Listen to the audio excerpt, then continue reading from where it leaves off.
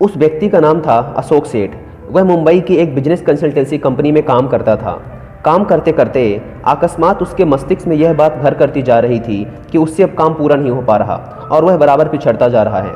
यह और बात थी कि उसके काम से मालिक से लेकर जनरल मैनेजर तक सभी खुश थे, किंतु सेठ को अवश्य असंतोष था।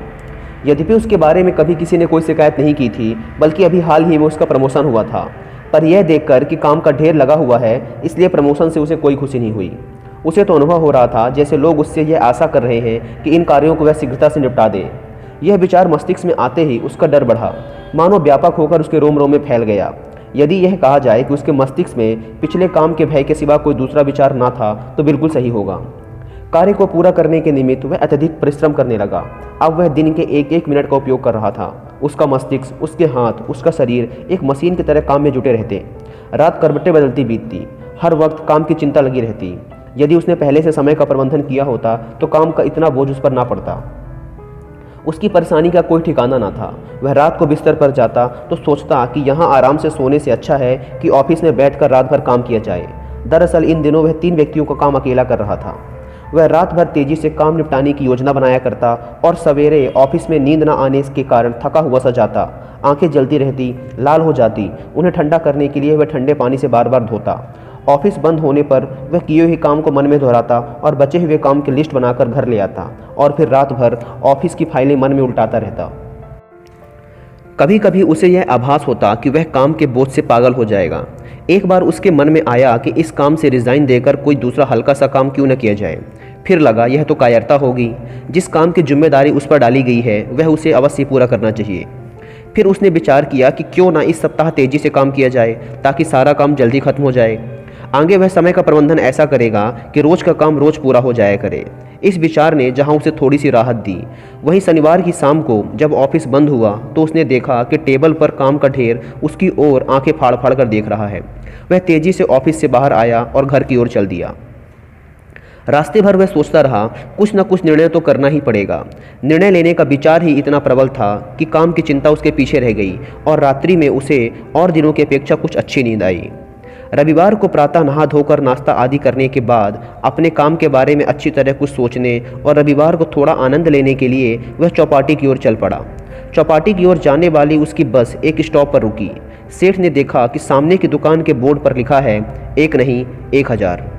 उसने सोचा यह 1 नहीं 1000 क्या है। वह ध्यानपूर्वक दुकान के अंदर की ओर देखने लगा।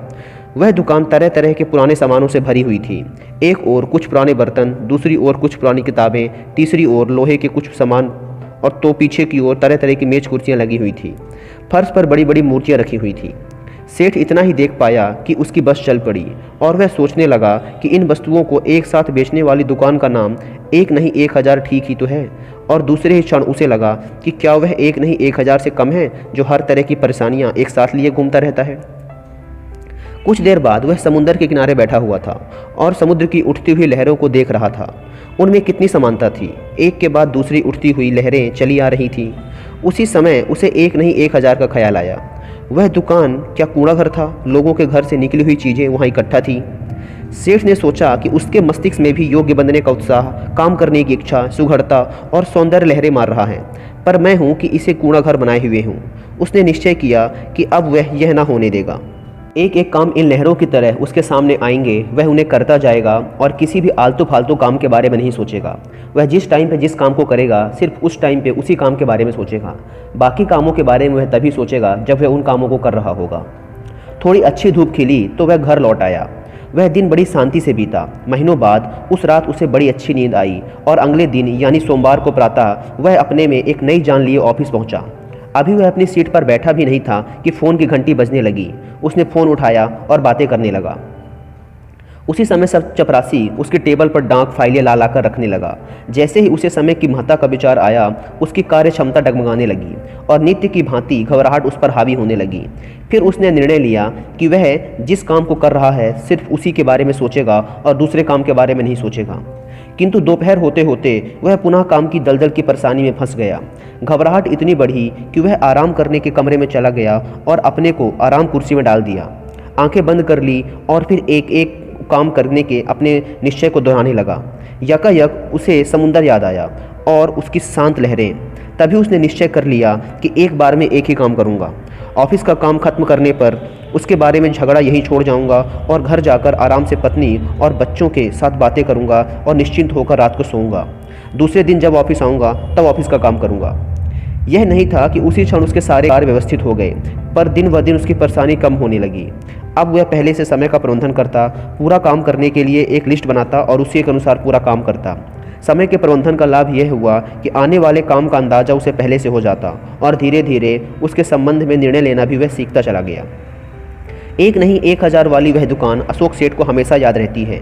उसके विचार जब एक दूसरे पर लदने लगते हैं तब वह दुकान उसे विशेष रूप से याद आती है और उसी समय वह निश्चित करता है कि अपने मस्तिष्क को कभी वह उस दुकान के समान नहीं चलने देगा, वह उस दुकान के समान नहीं बनने देगा जो कि एक कूड़े का ढेर थी, बल्कि उसे व्यवस्थित, सुंदर, सौंदर्य, शांतिपूर्ण और कला का मंदिर बनाएगा।